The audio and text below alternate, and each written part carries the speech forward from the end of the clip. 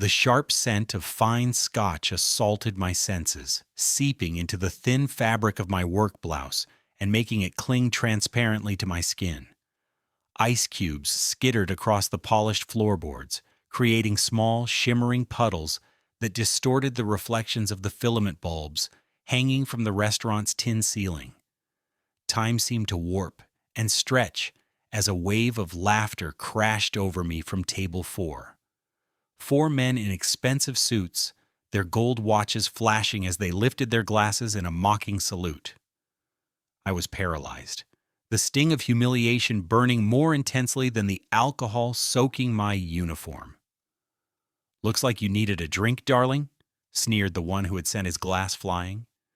A finance guy from the seaport dripping with inherited wealth and a profound lack of manners. His companions roared, their boisterousness turning heads throughout the crowded Trattoria Valenti. I fought back tears, feeling the chill of the wet fabric against my skin, my body suddenly on display. 9 months. 9 months of grueling double shifts, aching feet, memorizing vintage wine pairings, and deflecting the wandering hands of patrons who believed a generous tip was a down payment on something more. "My apologies," I murmured, the reflexive words tumbling out before I could stop them. They had reduced me to this, apologizing for their own boorishness. My hands shook as I knelt to pick up the shards of glass, the sharp edges a threat to my trembling fingers. A hush had fallen over the dining room, broken only by the uncomfortable whispers of other diners and the continued snickering from table 4. Leo Gallo, the floor manager, materialized at my side, his voice a low hiss.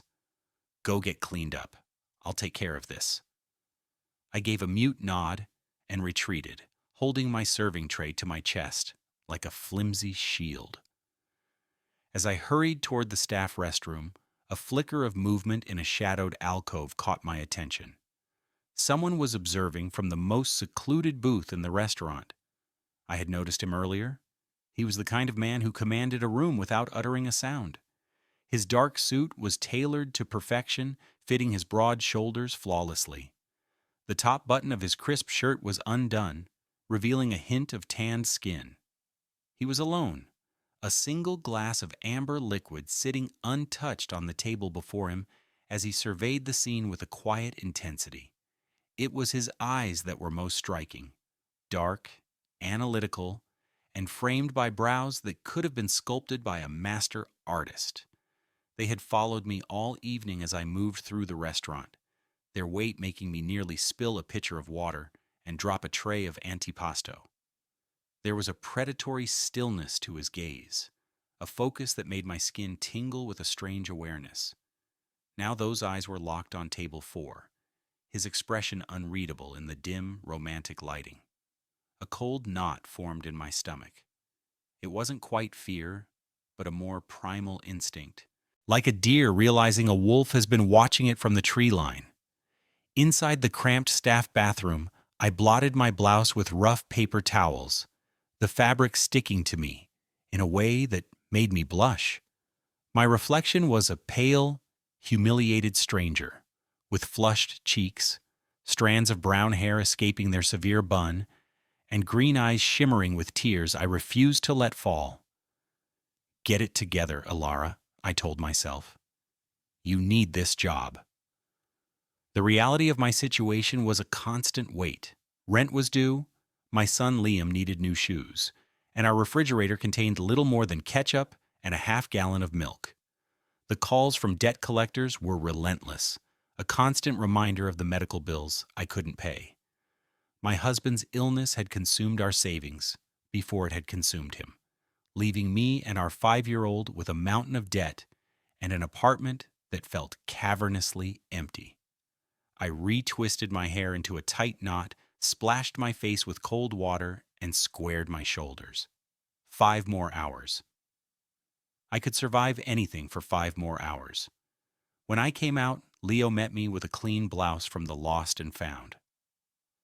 "Those gentlemen from table 4 paid their bill and departed," he said, his gaze not quite meeting mine. "Left a substantial tip." His meaning was clear.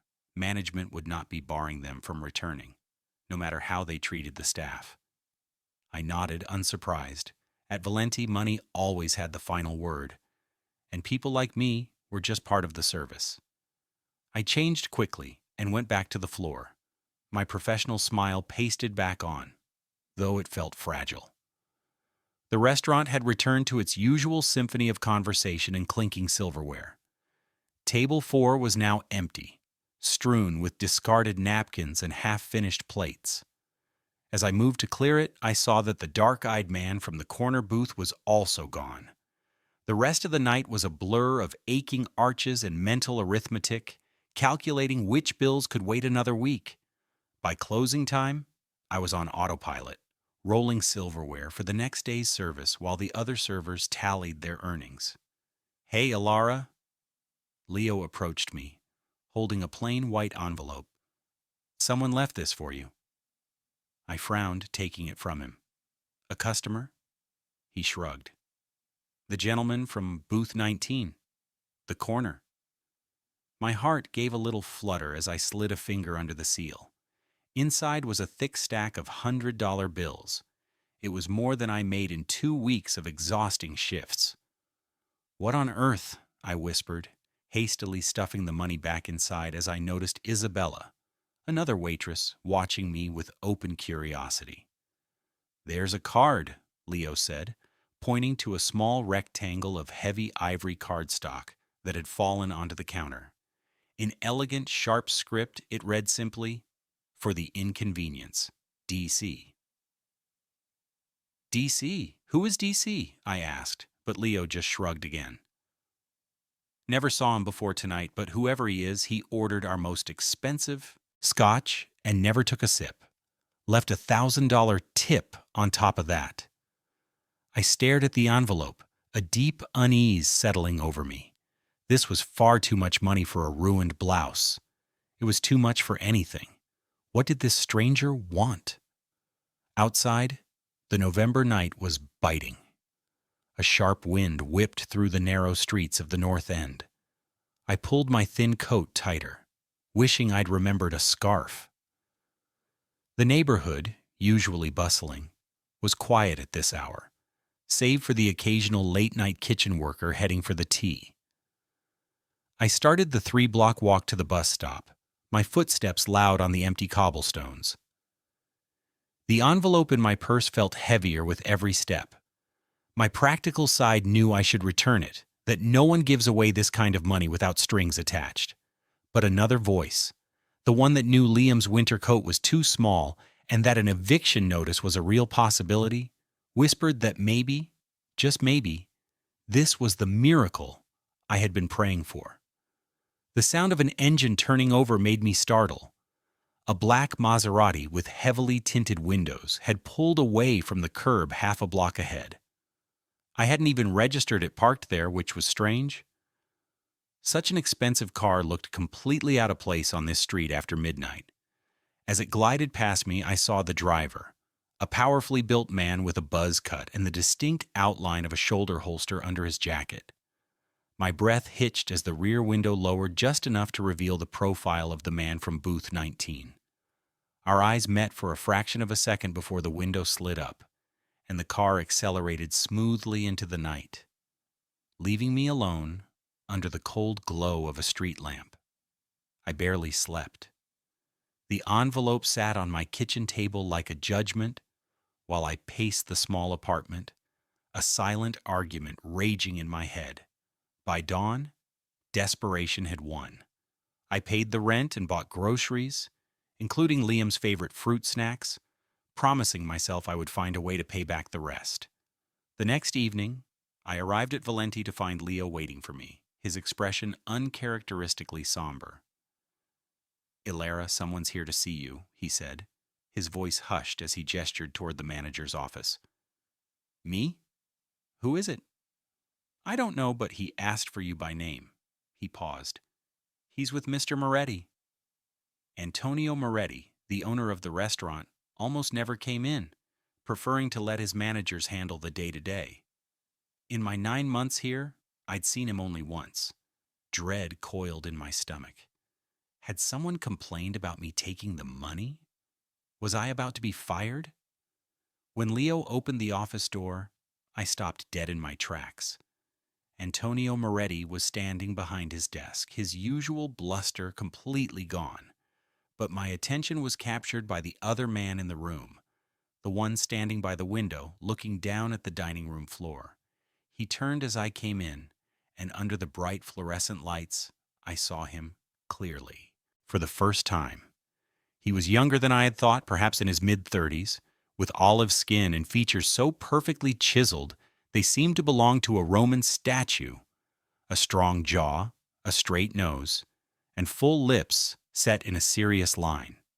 His dark hair was impeccably styled, but it was his eyes that still commanded all the attention, deep brown, almost black, and fringed with lashes that did nothing to soften their piercing intensity. "Miss Vance," he said. My name sounded different on his tongue, spoken with a subtle, unplaceable accent. "Thank you for coming." I swallowed, suddenly aware of my slightly wrinkled uniform and the scuffed flats I hadn't had time to polish. "Mr. Moretti," I managed, nodding to my boss before turning back to the stranger. "Damien Costello," he introduced himself, though he made no move to offer a handshake. Instead, he simply watched me with that same unnerving focus from the night before. "I trust you received my note." The envelope, D.C., Damien Costello. "Yes," I said, my voice barely a whisper. "Thank you, but it was far too much. I was planning to return." "What occurred last night," he cut in smoothly, "was unacceptable." I blinked, thrown by the sudden change of topic. "Sir, the incident with those men—" His jaw clenched almost imperceptibly. "Mr. Moretti has assured me they will not be welcome in this establishment again." I glanced at my boss, who nodded frantically, a bead of sweat on his brow despite the office's chill. "That's really not necessary," I started to say. "Things like that happen in this business." "No." The single word was sharp, decisive. "They do not. Not to you, not again." Confusion washed over me. I looked between Damien Costello and my suddenly subservient boss. What was going on? Why would this powerful man involve himself in an incident with a waitress he didn't know? "I don't understand," I said, finding my voice. "Mr. Costello, I appreciate the gesture, but I'm fine. Truly."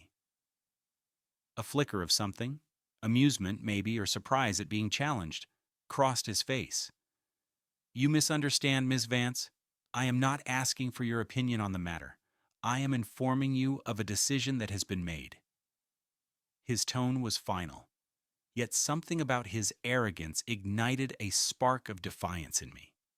I had spent the last 2 years being pushed around by life, by customers, by bill collectors. I straightened my spine and met his gaze head on. "With all due respect, sir, that's not your decision to make." The room became utterly still. Mr. Moretti's eyes widened in panic, and he took a half step forward as if to shield me from Damien. But Damien's expression didn't cloud over with anger as I'd anticipated. Instead, his lips curved into a slow, appreciative smile that completely altered his severe features. "Interesting," he murmured, more to himself than to me. Then louder, "Antonio, leave us." It was not a request. Mr. Moretti practically fled the room, closing the door with a soft click that sounded unnervingly final. I fought a shiver, suddenly very aware of how alone I was with this man, who could apparently make my boss vanish with a single look. Damien moved to the desk, gesturing for me to take one of the chairs. When I remained standing, that almost smile reappeared. "Please," he said, the words softening his command into something resembling politeness. I sat on the very edge of the chair, my hands clasped tightly in my lap. "You're not from Boston," he observed. It was a statement, not a question. "New Hampshire, originally," I answered, wondering why I was telling him anything. "A small town you've never heard of." And what brought you to the city, Alara Vance? The way he said my full name as if testing its weight sent another shiver down my spine. My husband, I said simply, unwilling to share the painful details with a stranger. He needed treatment at Mass General. Understanding flickered in those dark eyes. And now? Now he's gone, I said, the words still raw. And Liam and I are still here. Damien nodded once, as if I'd confirmed something he already knew. You work 2 jobs, here, and morning shifts at the coffee shop on Newberry Street. My blood ran cold. How do you know that? Instead of answering, he reached into his suit jacket and pulled out a slim wallet. From it, he produced a business card and slid it across the desk. Black, with silver lettering that read simply DC's and a phone number. I have a proposition for you, Ms. Vance. Warning sirens blared in my head. I'd heard about propositions from wealthy men. Isabella had gotten one just last month, an offer to pay her rent in exchange for company. I'm not that kind of woman, I said, my voice firm as I pushed the card back toward him. For the first time, genuine surprise showed on his face, quickly followed by a flash of what might have been offense. And I am not that kind of man, he replied, his accent more noticeable in his indignation. Heat flooded my cheeks. I'm sorry. I just assumed. I am offering you a job, Ms. Vance, a legitimate one. I blinked. A job? Doing what? My personal assistant recently began her maternity leave. I require a temporary replacement. 6 months, perhaps longer. But I have no qualifications. I'm a waitress. You are observant and efficient. You handle stressful situations with composure. His eyes met mine. And you need the money. That last part hit home, a stark reminder of my precarious finances. Still, suspicion gnawed at me. Why me? There must be thousands of qualified people in Boston. Because I have chosen you. The simplicity of the answer was more unsettling than any detailed explanation. He felt no need to justify his choices to anyone, least of all, a waitress from New Hampshire. The salary is $20,000 a month plus full benefits. A car and driver will be at your disposal. An apartment in my building, if you wish. I nearly choked. $20,000 a month. His expression remained unchanged. Is that insufficient? A hysterical laugh almost escaped me. It was more than I made in 6 months. No, it's fine. Good. He stood, buttoning his jacket with an easy grace that suggested a lifetime of wearing fine suits. You'll start tomorrow. My driver will pick you up at 7 a.m.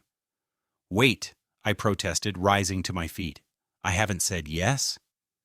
Damien paused, studying me with that penetrating gaze that seemed to see straight through to the desperation I tried so hard to hide.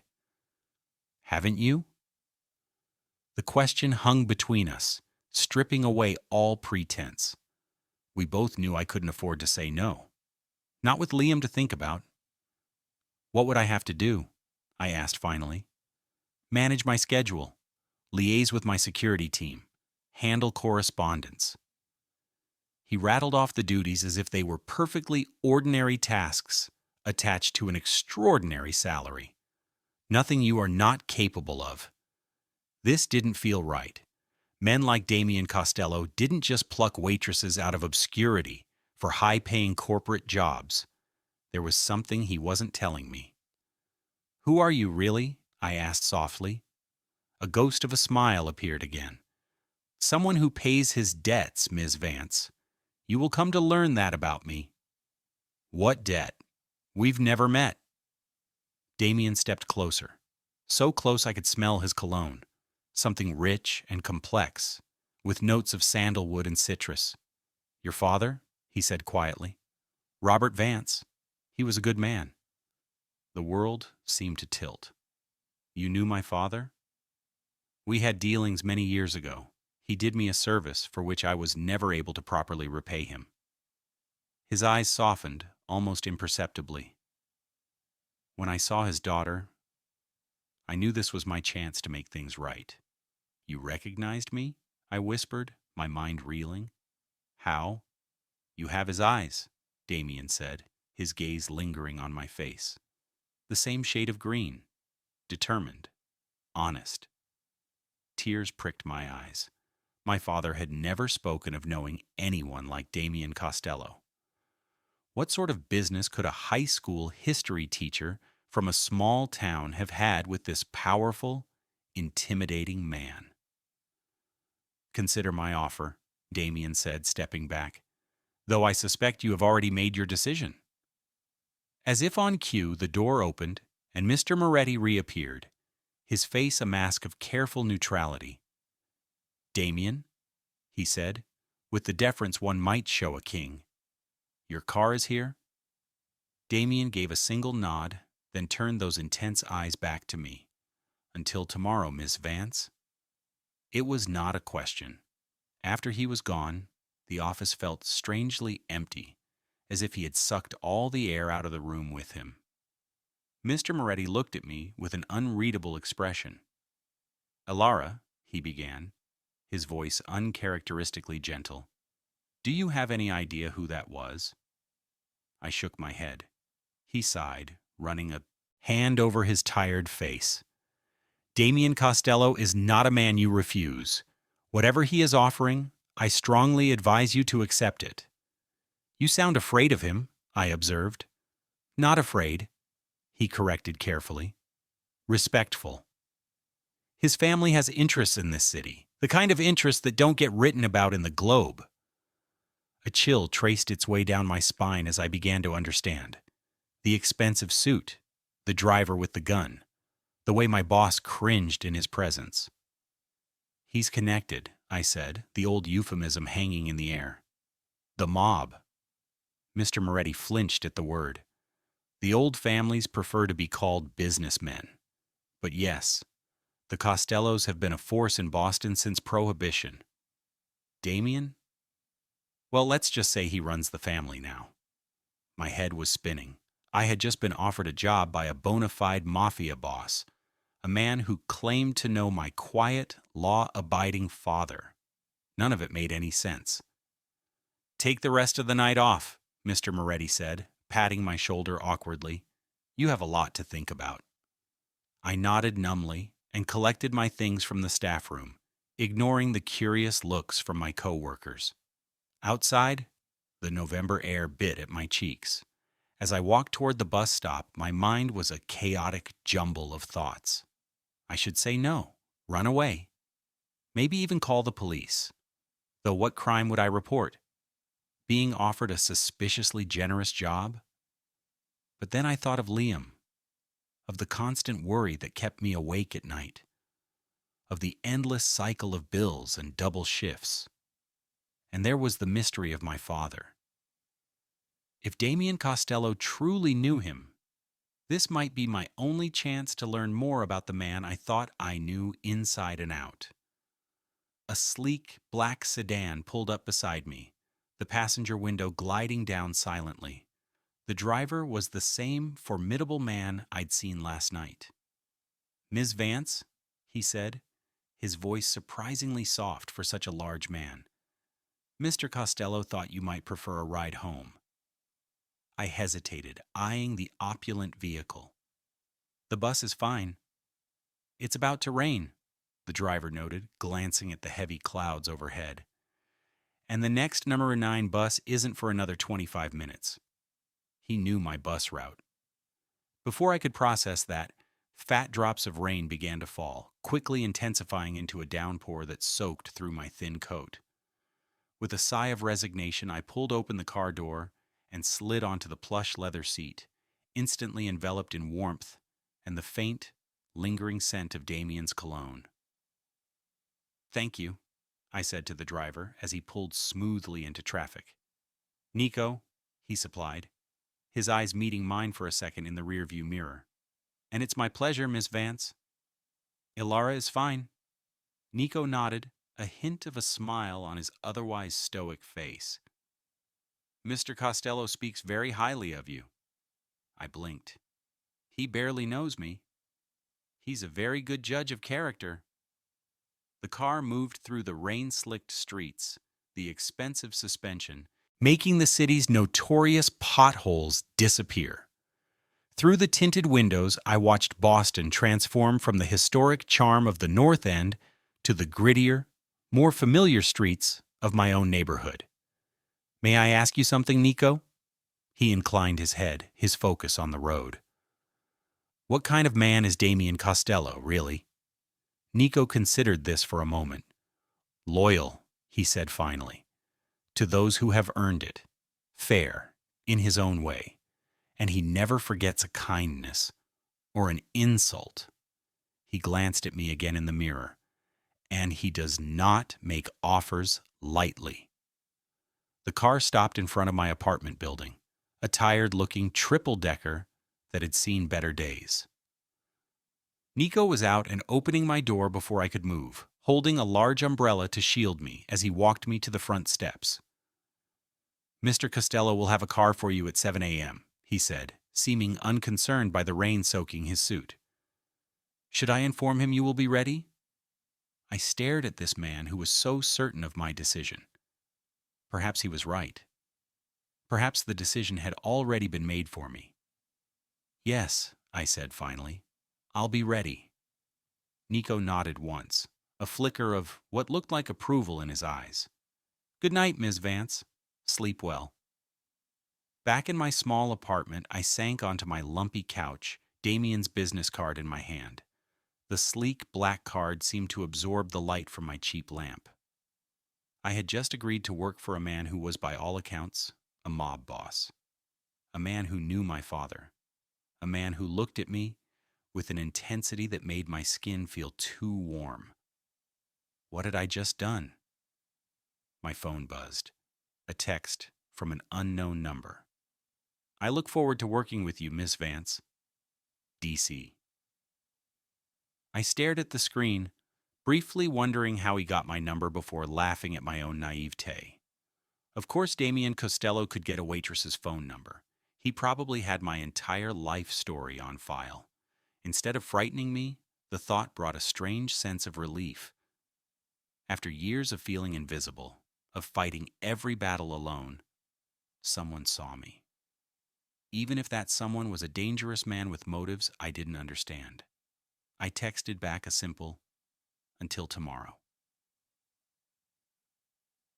As I got ready for bed, checking on Liam sleeping peacefully in his small room, my father's voice echoed in my mind. Be careful the promises you accept, Ilara Bell.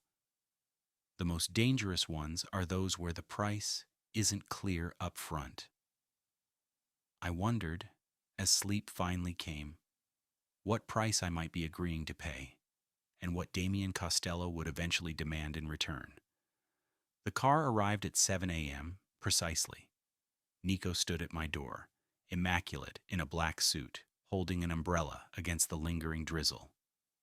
Good morning, Ms. Vance, he greeted me, his expression neutral as he took in my appearance. I had spent an hour agonizing over what to wear, finally choosing the only businesslike outfit I owned, a simple black skirt and a silk blouse I'd worn to my husband's funeral, paired with sensible heels. My brown hair was in a neat chignon, and I'd applied just enough makeup to look professional. Is this okay? I asked nervously as Nico held the car door for me. A faint smile touched his lips. Mr. Costello values punctuality and preparation. You have shown both. It wasn't exactly an answer, but I slid into the back seat, clutching my worn handbag like a life raft. We drove out of my neighborhood and toward the gleaming skyscrapers of the financial district. The rain-slicked streets reflected the gray morning light, the city shifting from familiar and gritty to imposing and glamorous with every block we traveled. Can I ask where we're going? I ventured after a few minutes of silence. The Costello Spire, Nico replied. Mr. Costello has offices on the top floor and his residence in the penthouse. I'd seen the building from a distance, an elegant tower of dark glass and steel that loomed over the waterfront, its upper floors often lost in the clouds. It was the kind of place where a one-bedroom condo cost more than I could earn in a lifetime. That's where I'll be working, in his office? Primarily, Nico confirmed, turning onto a private access road, though your duties may require you to travel. Travel. I'd barely been out of New England. The idea was both terrifying and exhilarating. We pulled into a private underground garage, bypassing the public entrance for a secure elevator that required Nico's thumbprint to operate. As the polished steel doors closed, I saw my reflection, a pale woman with wide, uncertain eyes. Mr. Costello can be intense, Nico said unexpectedly, his eyes meeting mine in the reflection. But he is a fair man, remember that. Before I could reply, the elevator doors opened directly into a reception area that looked like it belonged in a modern art museum. Soaring ceilings, Italian marble floors, and floor-to-ceiling windows offered a breathtaking view of Boston Harbor. A strikingly beautiful woman with dark, coiffed hair sat behind a massive stone desk. "Good morning, Nico," she said, her voice crisp and professional. "This must be Ms. Vance." "Ilara," I corrected automatically, offering my hand. "Bianca," she supplied, her handshake firm and confident. "Head of security for Mr. Costello. I've been looking forward to meeting you." Head of security? She looked more like a fashion editor, her tailored pantsuit and pearl earrings radiating quiet power. "Mr. Costello is waiting for you," Bianca continued, rising from her desk. "Follow me." We walked down a long hallway, lined with what looked like original paintings. I vaguely recognized a sergeant and a Copley, displayed as casually as family photographs. At the end of the hall, Bianca stopped before a set of imposing oak doors. She knocked once, then pushed them open. "Ilara Vance, sir," she announced, stepping aside to let me enter. Damien's office was a monument to power, disguised as taste. Enormous windows provided a panoramic view of the harbor and the city below. A huge modern desk stood at one end, while a seating area with low leather sofas occupied the other. The only decorations on the walls were a large abstract painting in shades of blue and gray, a vintage map of Boston, and a framed handwritten letter that looked very old. Damien himself was by the window, his back to me, a phone to his ear. He wore another perfect suit, this one a deep charcoal gray, and his posture radiated a calm authority. "Sia capisco," he said into the phone, his Italian smooth and melodic. "Occupatin'." He ended the call and turned, his dark eyes finding me instantly. "Ms. Vance," he said, slipping the phone into his pocket as he crossed the room. "You're punctual." "It's one of my few virtues," I replied, trying to quell the nervous flutter in my stomach. That hint of a smile touched his lips again. A valuable one. He gestured to the seating area. "Please, coffee?" "Yes, please, black." He nodded in approval and pressed a button on his desk.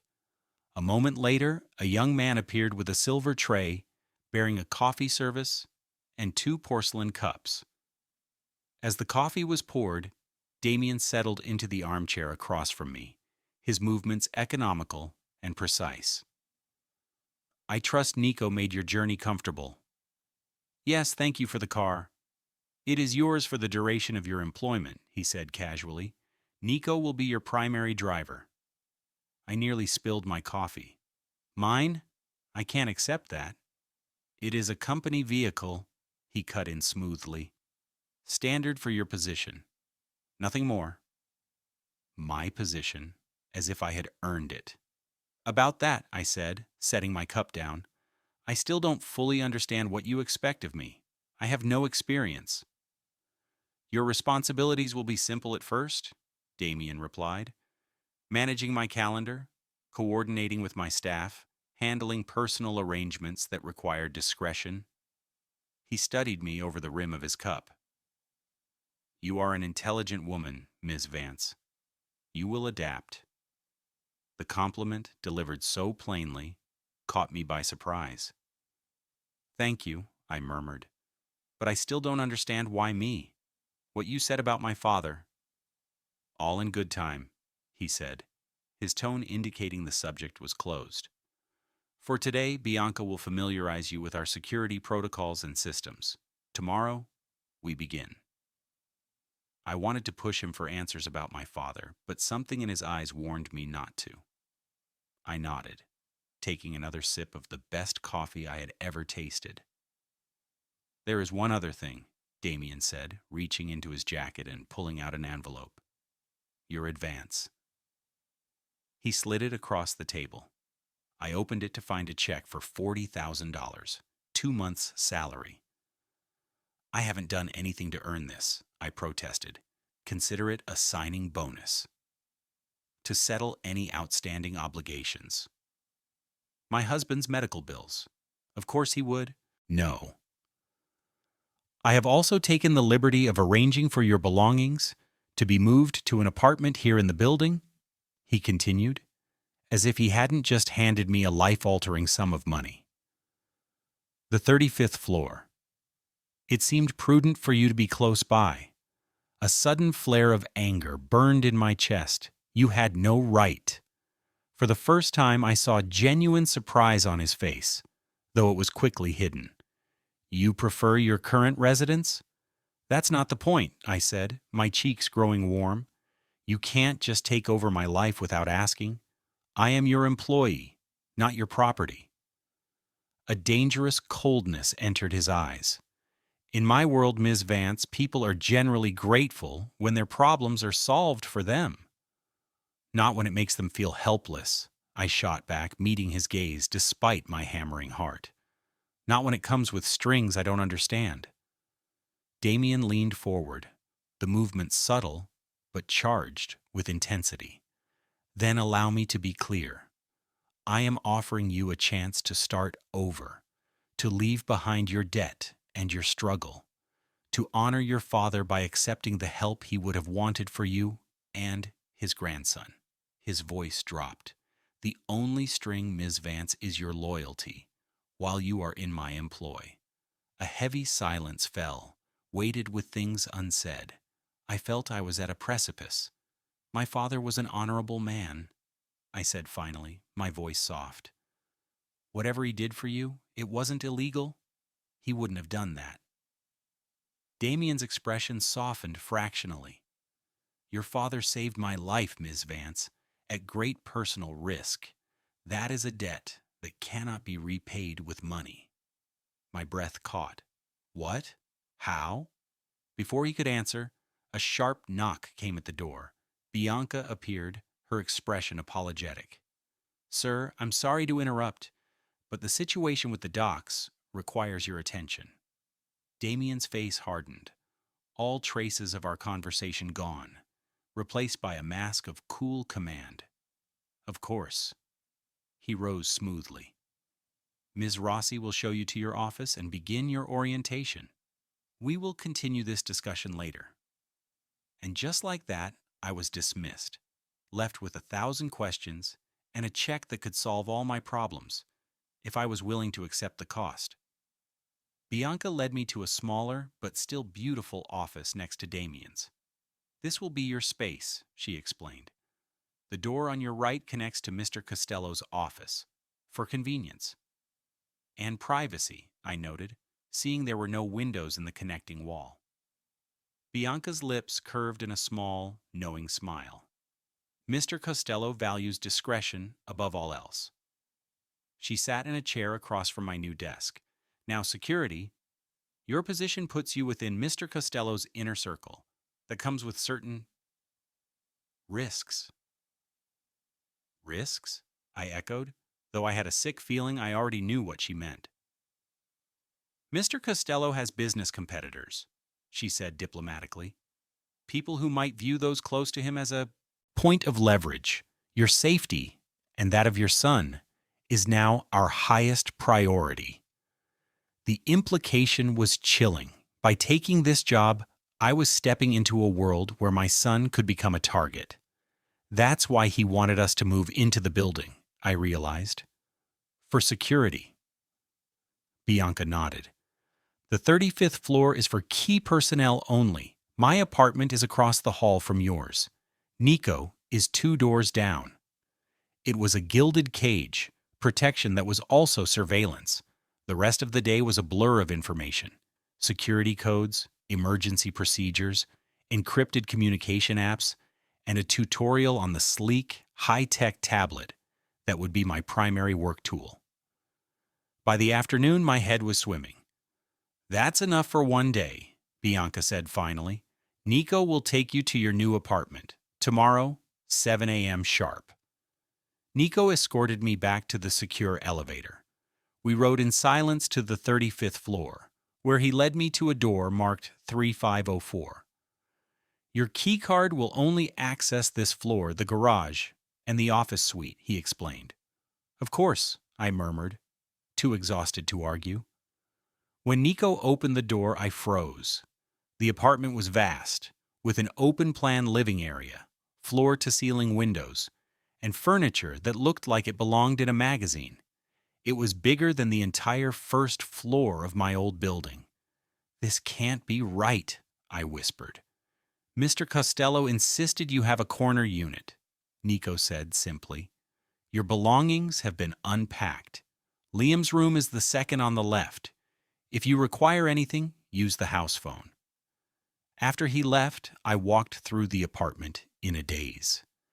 In the master bedroom, I found my few possessions.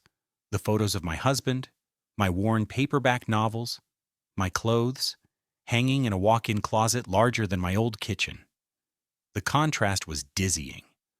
On the nightstand was a small box with a note in Damien's familiar script. For emergencies, DC. Inside was a new smartphone, already activated and programmed with just a few contacts, Damien, Bianca, Nico, and one labeled simply, Security. As I sat on the edge of the impossibly comfortable bed, the last 48 hours washed over me. I had gone from a broke, widowed waitress to the personal assistant of a mafia boss, a man who claimed to owe my father a life debt, a man whose dark eyes seemed to follow me even when he wasn't there. My old phone buzzed with a text from Isabella. Where are you? Leo says you quit. I stared at the message, having no idea how to reply. How could I explain any of this? Before I could try, the new phone chimed. I trust the apartment is to your satisfaction. Dinner, my penthouse, 8 p.m. We have much to discuss. DC. Not a request, an instruction. I glanced at the clock. It was 6:30. I had 90 minutes to prepare for dinner with Damien Costello, where I hoped he would finally explain everything. I showered in the marble bathroom, then faced the closet. Nothing I owned was suitable for dinner in a penthouse. As if anticipating this, a section of the closet was filled with new clothes, designer pieces with the tags still on, all in my size. The presumption should have infuriated me, but I was too tired to feel anything but a dull resignation. I chose a simple navy blue dress and a pair of low heels. At 7:55, a soft knock announced Nico's arrival. As the private elevator ascended to the top floor, I tried to calm my racing heart. Mr. Costello values honesty, Nico said suddenly, even when the truth is difficult. Before I could ask what he meant, the doors opened into an entry foyer grander than any home I'd ever been in. Damien was waiting. He had changed from his suit into dark trousers and a white linen shirt, open at the collar. The casual attire made him seem even more imposing. Ms. Vance, he greeted, his eyes sweeping over me with an appreciative gleam. Welcome. Please come in. As I stepped into Damien Costello's private world, I had the sinking feeling that I was crossing a line, and there would be no going back. Damien's penthouse was a masterpiece of masculine elegance, soaring ceilings, museum-quality art, and a stunning wraparound view of the Boston skyline glittering against the night sky. Yet for all its grandeur, the space felt surprisingly personal. Comfortable sofas, shelves filled with books that looked well read, and a turntable softly playing vintage jazz. "You look surprised," Damien observed, watching me take it all in. "I expected something more," I fumbled, not sure how to finish. "Intimidating?" he supplied, a hint of a smile on his lips. "Cold, perhaps?" I nodded, grateful he understood. "My business requires a certain public face," he said, leading me to a glass-enclosed terrace where a table for two was set, candles flickering in the breeze. "But here I prefer comfort." Beyond the glass, the lights of the city stretched out like a carpet of fallen stars. "It's beautiful," I murmured, captivated by the view. "The greatest city in the world," Damien agreed, his voice soft, with what sounded like real affection. "Though I admit my bias." "You were born here?" "My family has been in the North End for 4 generations." He pulled out a chair for me. "Please." As if on cue, a man in a chef's uniform appeared with our first course, delicate plates of seared scallops that looked too beautiful to eat. "I took the liberty of ordering for us," Damien said as he sat down. "Paolo is my personal chef. He's prepared some family recipes." I took a bite, and the scallop melted on my tongue. The flavor so rich and perfectly balanced, it was unlike anything I had ever tasted. "This is incredible," I admitted. Damien watched me, a look of quiet satisfaction on his face. We ate in a comfortable silence for a few minutes, letting the food speak for itself. As Paolo cleared our plates and poured wine into sparkling crystal glasses, I worked up the courage to ask the question that had been consuming me. "You said my father saved your life," I began, meeting his dark eyes across the candlelight. "I need to know how." Respect flickered in his gaze. He took a slow sip of wine, collecting his thoughts. "It was 16 years ago," he said finally. "I was 21, still in college. My father had sent me to New Hampshire on a business matter. A legitimate one," he added, noticing my expression. "The Costello family has many diverse interests." I nodded, urging him to go on. "I was driving back to Boston late one night. It was snowing, a terrible storm. My car hit a patch of black ice on a back road and went into a ravine." His face darkened with the memory. "The car rolled. I was trapped inside, bleeding, with no way to call for help." A chill went through me as I realized where the story was going. "And my father found you." Damien nodded. "Robert Vance was on his way home from chaperoning a school dance. He saw the wreck, climbed down that embankment in a blizzard, and pulled me out just moments before the car burst into flames." My throat felt tight. It was exactly the kind of thing my father would do, risking his own life for a total stranger. "He took me to his house," Damien continued. "Your house. The nearest hospital was miles away, the roads impassable. He cleaned my wounds, set my broken arm as best he could, and stayed with me through the night." I could picture it so clearly. Our small, cozy house, my father's steady hands tending to this injured young man. "You were 12 then," Damien said, his eyes searching my face. "Away at a sleepover, your father told me. He was so proud of you." Tears pricked my eyes. Dad had always been my biggest supporter. "Why did he never tell me about you?" I asked. "He didn't know who I was," Damien replied. "I gave him a false name." When my father's men arrived the next morning to get me, I'm sure Robert knew something wasn't right. But he never asked. He just helped someone who needed it, with no thought of reward. Paolo returned with our main course, osso buco, but I barely saw it, completely absorbed in Damien's story. "So you tried to find him later?" "I did," Damien admitted. "But from a distance. Your father lived a quiet, honorable life. I did not want to complicate it by revealing who I was." The implication was clear. By then, Damien would have been deeply involved in his family's business, and an association with him could have destroyed my father's reputation. So you just watched him, I said softly, beginning to understand. And when my husband got sick, Damien's jaw tightened. I could not interfere directly. Your father was a proud man. He would never have accepted charity from a stranger, especially not one like me. But I made sure the best doctors were on his case. I made sure certain bills were adjusted. My mind flashed back to the mysterious clerical errors that had reduced some of our overwhelming medical debt. Errors the hospital billing department could never quite explain. That was you, I whispered. He inclined his head in a slight nod. It was the least I could do. And now you're doing this for me? Is that what this job is? A way to pay off a debt to a dead man? The bitterness in my voice surprised even me. Damien's expression hardened, and for a second I thought I had gone too far. But his reply was unexpectedly vulnerable. When I saw you in that restaurant, he said quietly, being humiliated by men who weren't fit to stand in the same room as Robert Vance's daughter, something inside me shifted. He chose his words carefully. I saw a chance to honor a debt, yes, but it was more than that. His eyes held mine. You showed the same quiet strength your father had, the same dignity. It affected me. The admission seemed to cost him something, a chink in his armor of perfect control.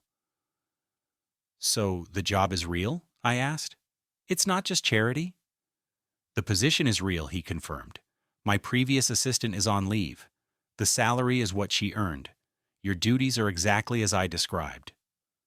Relief washed over me, but a sliver of doubt remained. And after 6 months, when she comes back? An unreadable look crossed his face. We will see. Perhaps you will discover a talent for this kind of work. Or perhaps you will have saved enough to pursue other things. Finish your degree, maybe. The idea was a dream I had long since abandoned. And what about your other interests? I asked carefully. Will I be involved in those? Damien's expression became shuttered.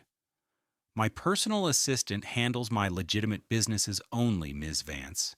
You need not concern yourself with other matters.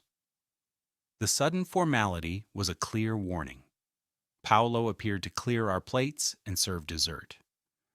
I noticed how the chef avoided making eye contact with Damien, his movements efficient but tense. It seemed everyone in Damien's world lived in a state of cautious respect. Everyone but me. Once we were alone again, Damien's demeanor softened. I have made you uncomfortable. That was not my intent. I'm just trying to figure out where I fit in all this, I admitted. One day I'm serving pasta, the next I'm in a penthouse with a man who is a total stranger, but is somehow tied to my past. It's a lot to process. Understandable. He refilled my wine glass. Perhaps we should speak of simpler things. Tell me about yourself, Ilara Vance. Tell me about your son. The invitation to talk about my life, and especially about Liam, was disarming. I found myself telling him about my abandoned dream of being a teacher, about growing up in New Hampshire, and about my bright, funny little boy who loved dinosaurs and drawing. Damien listened intently, asking thoughtful questions that showed he was genuinely interested. As the evening wore on, the tension between us slowly melted away, replaced by something that felt surprisingly like a connection. He sounds like a wonderful boy, Damien said when I finished a story about Liam's latest playground adventure. He is, I replied, a real smile touching my lips for the first time all night. He's everything. Damien's gaze was soft. You have your father's smile, he said quietly. When it's real, it's his. The personal observation brought a blush to my cheeks. Thank you for telling me that. A comfortable silence settled between us as we finished our dessert. I was surprised to realize that hours had passed. "It's getting late," Damien said, noticing my yawn. "You need your rest. Tomorrow will be a long day." He walked me to the private elevator, his hand resting lightly on the small of my back. A gesture that was both protective and respectful. "Thank you for dinner," I said as the doors opened, "and for telling me about my father." "Thank you for sharing your story with me," he replied, his dark eyes studying my face. "Good night, Alara." Back in my new apartment, I kicked off my heels and sank onto the sofa, my mind a whirlwind. The connection between Damien and my father was a debt of honor, but one that had pulled me into a world I was only just beginning to comprehend. As I got ready for bed, my old phone buzzed with a text from an unknown number. "Did he tell you the whole story? Ask him about the ledgers." I stared at the cryptic message. When I tried to reply, it vanished, as if it had never been there at all. Sleep did not come easily, my dreams a confusing mix of snowy roads and my father's kind face, and Damien Costello looking at me with eyes that held more secrets than I could count. The next few weeks were a blur as I immersed myself in my new role. Damien's legitimate businesses were vast and complex: real estate, shipping, tech investments, and several charitable foundations. My days were a whirlwind of scheduling meetings, coordinating with his executive team, and learning the intricate details of his empire. Damien himself was often away, disappearing for hours or even days on business that was never mentioned in his official calendar. When he was in the office, he was a demanding but fair boss, maintaining a professional distance that was a stark contrast to the intimacy of our dinner. It was after one such absence, about a month into my new job, that everything changed. I was working late, finalizing Damien's travel plans for a trip to Milan, when Nico appeared at my office door, his usual calm expression replaced by a grim tension. "Ms. Vance," he said, his voice low and urgent, "Mr. Costello needs you, now." The elevator ride down to the garage was silent, but Nico's coiled energy set my own nerves on edge. A different black car was waiting, a large SUV with windows so dark they were like polished obsidian. "What's going on?" I asked as Nico held the rear door open. "Mr. Costello will explain," was all he said. Damien was sitting in the shadows of the back seat. As my eyes adjusted, I gasped. His white shirt was splattered with what could only be blood, and his right hand was wrapped in a crude, crimson-soaked bandage. "Damien?" I breathed, moving toward him instinctively. "What happened? Are you hurt?" "It's not my blood," he said, his voice unnervingly calm. "Most of it isn't." The SUV pulled out of the garage, Nico driving with a focused intensity. "I need your help, Alara," Damien said, his eyes finding mine in the dark. "Without questions, can you do that for me?" I should have been terrified.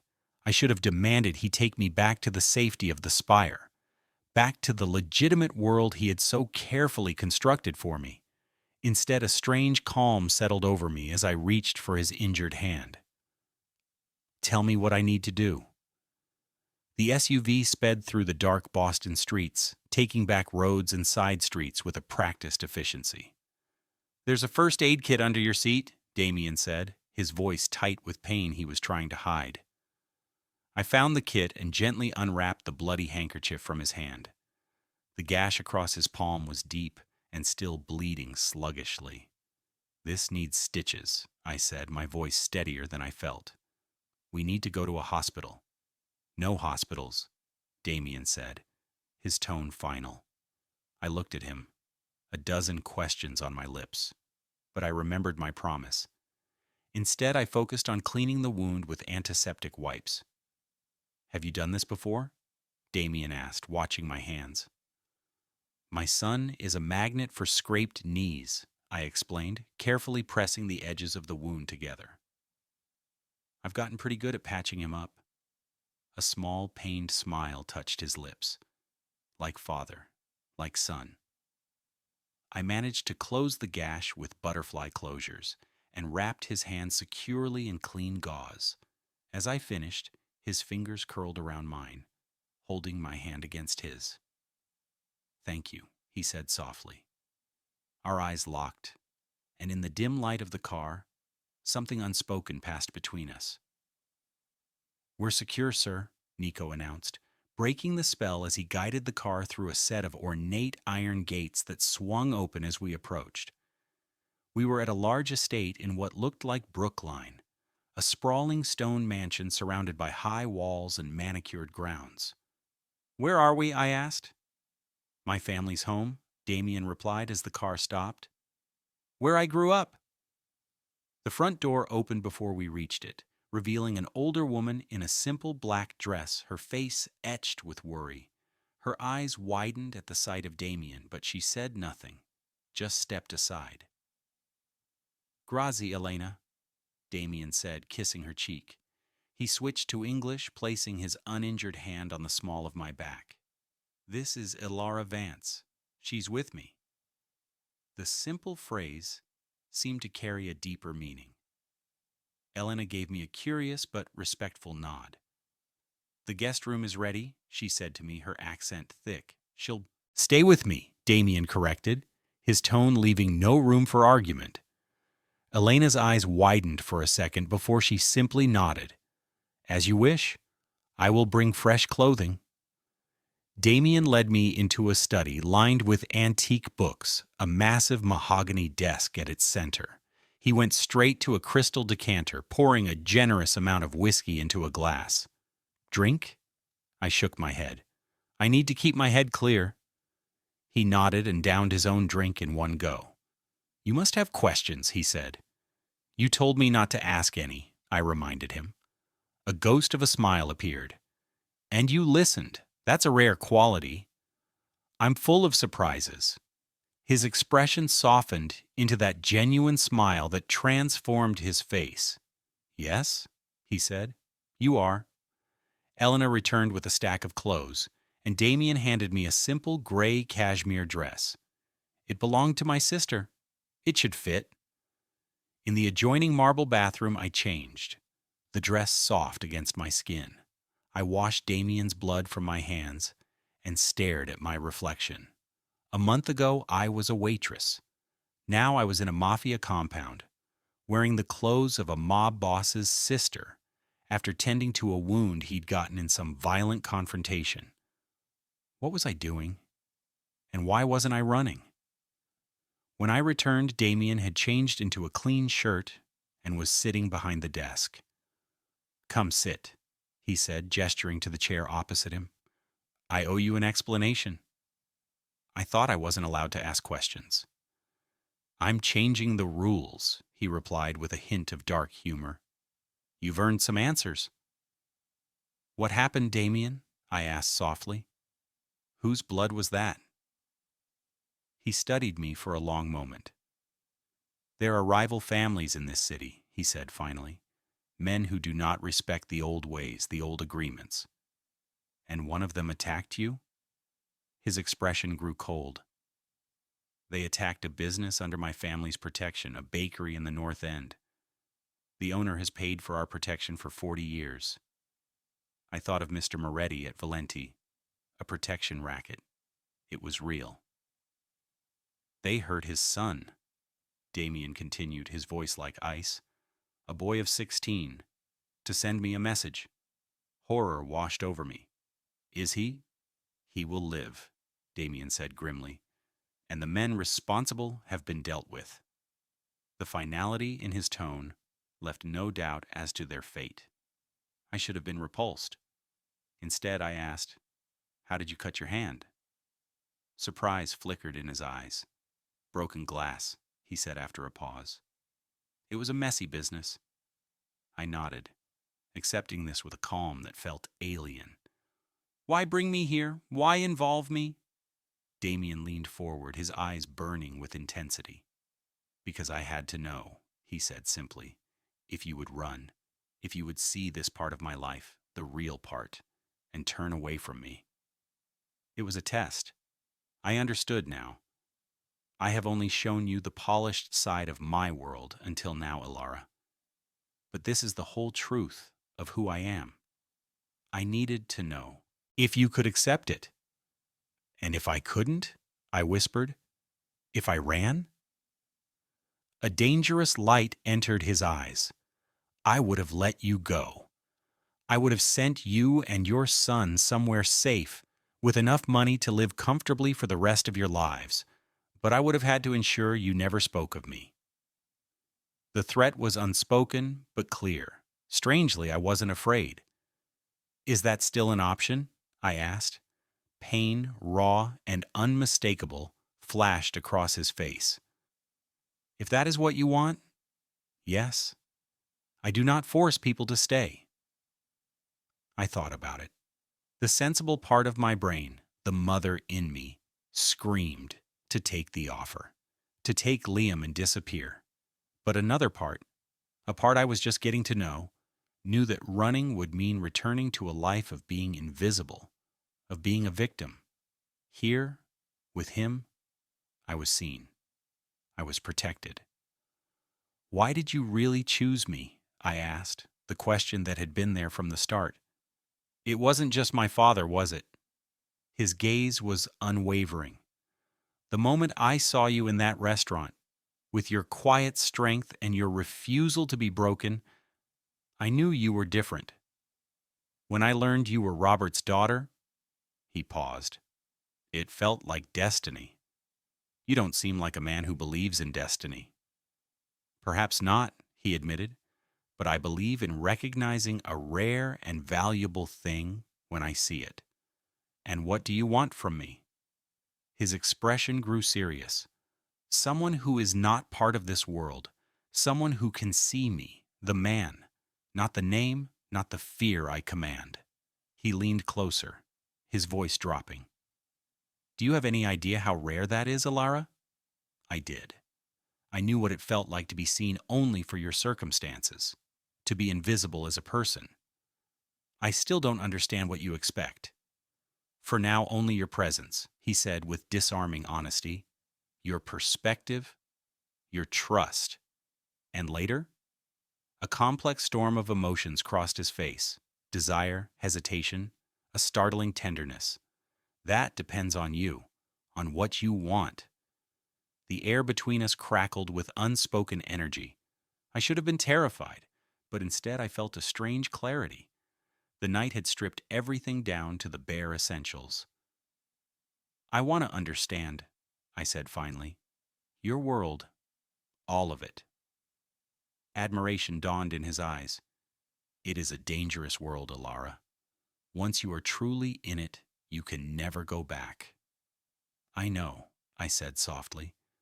I think my old life ended the night you walked into that restaurant. Damien rose and came around the desk to stand before me. He gently tilted my chin up, his touch sending a jolt through me.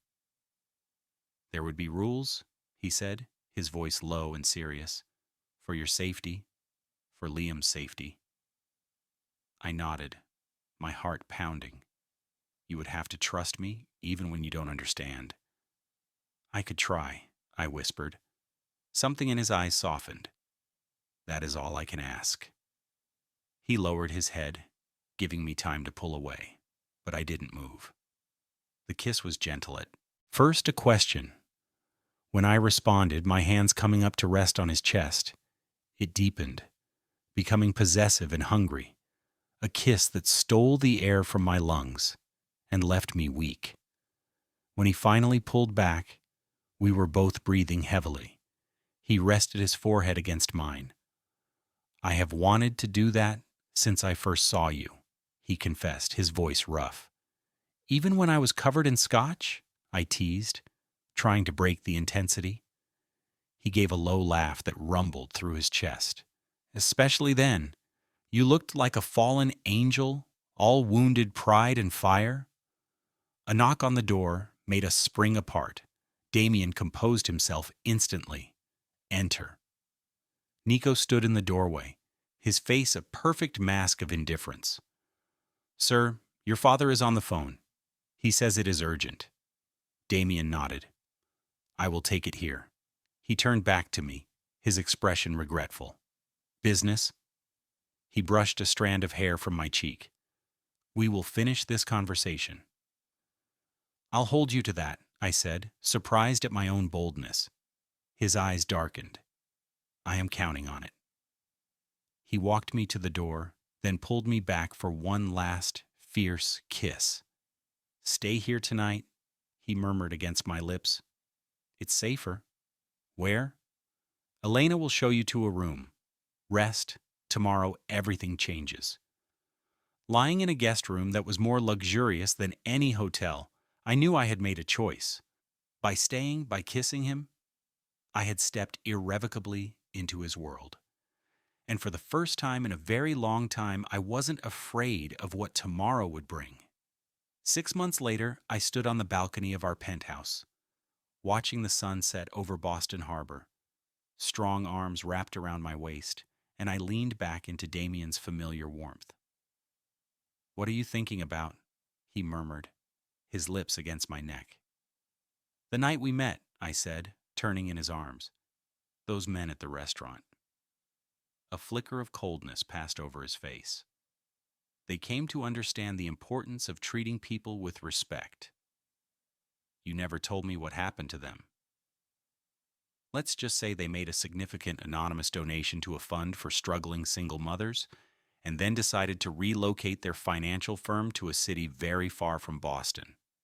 His smile was chilling. And they learned the consequences of disrespecting a Costello.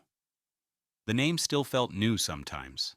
Elara Costello, wife of the most powerful man in the city, a position of both privilege and peril.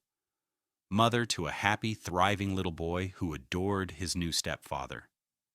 Any regrets? Damien asked, reading my thoughts with the unnerving accuracy that had first drawn me to him. I thought about it honestly. The past months had been a dizzying education in his world. I had seen him negotiate multi-million-dollar real estate deals in the morning and handle other business in the afternoon. I had seen his tenderness with Liam and his ruthless efficiency with his enemies. He was a man of contradictions, governed by a fierce loyalty and a strict internal code of honor. No regrets, I said, and I meant it, though I still wish you'd told me the whole truth about my father sooner. Damien's expression softened. I wasn't sure you were ready to hear that your quiet high school teacher was also the best accountant my family ever had, that he took the job part-time after your mother died, just to make sure you and your husband had everything you needed. He always did have a powerful sense of responsibility, I said with a sad smile, a secret life I had never even suspected. As does his daughter, Damien said, lifting my hand to kiss the simple platinum band on my finger. I think he would understand, I said. He always told me that true honor was about protecting the people you love. A wise man, Damien agreed. He saved my life, you know. Not just from that car wreck, but from a federal investigation. Those ledgers you asked about? He found the proof that my uncle was skimming, and he risked everything to warn my father. His dark eyes held mine. He gave me my life back, and in doing so, he gave me the greatest gift of all. He gave me you. As the last light of day faded and the city began to sparkle, I stood in my husband's embrace and marveled at the path that had led me here. From a desperate waitress to the wife of a man both feared and respected. From a life of struggle to one of passion and purpose. Those men had spilled scotch on me to feel powerful, never imagining their small act of cruelty would be the catalyst for a new queen to take her seat. Damien's lips found mine in the twilight, his kiss still holding the power to erase the rest of the world. Come inside, he murmured. Liam's asleep. The night is ours. As I followed him into our home, I sent a silent thank you to whatever strange fate had brought Damien Costello into that restaurant, and whatever strength it had given me to step into the dangerous, beautiful life he offered. Some choices feel like a cage, only to turn out to be the key that sets you free. In choosing Damien, in choosing this life, I had finally found my home, not as a trophy or a dependent, but as a partner to a man who saw me for who I was and loved me for it. And for a woman who had spent so long feeling invisible, that was the greatest power of all.